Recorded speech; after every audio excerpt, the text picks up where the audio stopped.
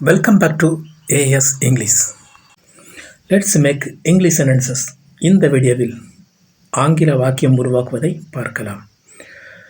Subject plus verb plus object இந்த பேட்டர்னில் உருவாக்குவதை பார்க்கலாம். அவள் ஒரு பாடல் பாடுகிறாள் என்ற வாக்கியத்தை ஆங்கிலத்தில் உருவாக்குவதை பார்க்கலாம்.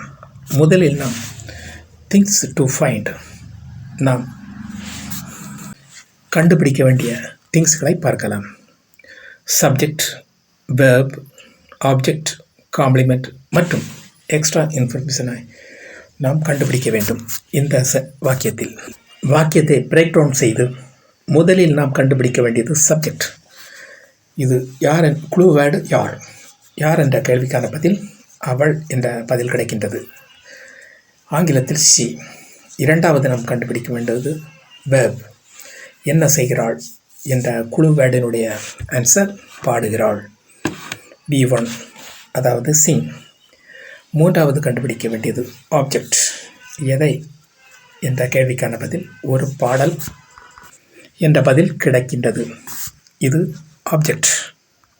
இதை நாம் தமிழ் வாக்கியத்தில் அப்ளை செய்யும் போது அவள் என்பது முதல் பாகமாகவும் ஒரு பாடல் என்பது மூன்றாவது பாகமாகவும் பாடுகிறாள் என்பது வாக்கியத்தின் இரண்டாவது பாகமாகவும் வருகின்றது. இப்போது நாம் பேட்டர்னை பார்க்கலாம்.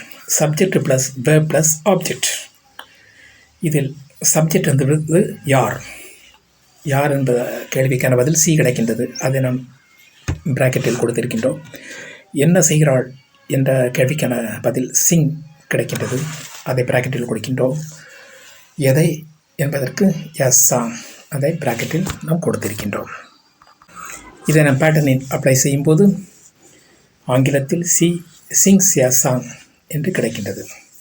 சி என்பதற்கு வெர்புடன் எஸ் ஃபார்ம் சேர்க்க வேண்டும். ஆகையால் எஸ் ஃபார்ம் சேர்த்து சி சிங்ஸ் எ சாங்.